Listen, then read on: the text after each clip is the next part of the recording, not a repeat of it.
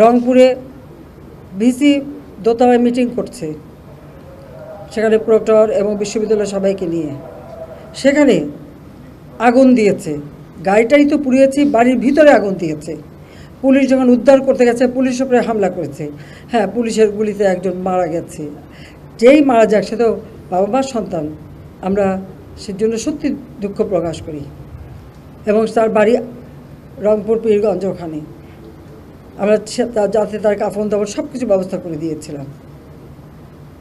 ছাত্রলীগের কয়েকজন নেতাকর্মীকে কিভাবে হত্যা করেছে। চট্টগ্রামে 6 তলার উপর থেকে ছুঁড়ে ছুঁড়ে নিচে ফেলেছে।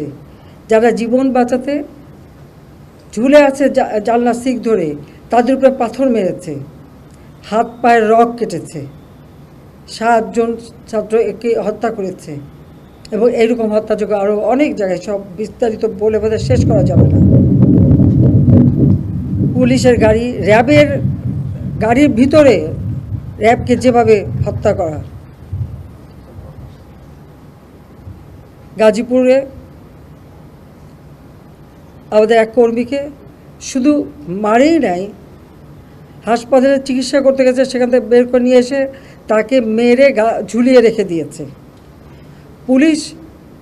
সেই উত্তরা ইসলামী হাসপাতাল চিকিৎসা করতে গেছে আহত পুলিশ, তাকে হাসপাতাল থেকে টেনে বের করে রাস্তায় ফেলে তাকে সেখানে কুপিয়ে কুপিয়ে হত্যা করেছে, পুলিশকে মেরে ঝুলিয়ে রেখেছে।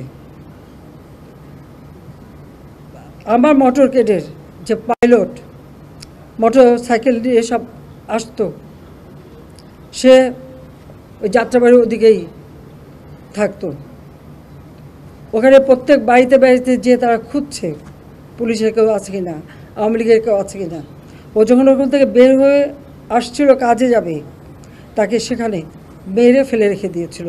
যখন এখানে আসে না, খোঁজ করে দেখে তার লাশ পড়ে আছে। এইভাবে একদিকে হত্যাকাণ্ড, একদিকে জ্বালাও পোড়াও।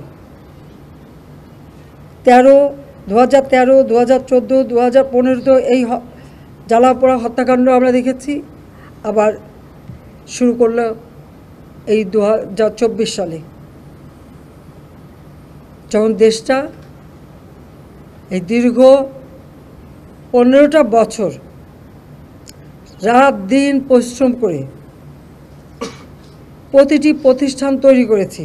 এই প্রতিষ্ঠানগুলি কাদের জন্য?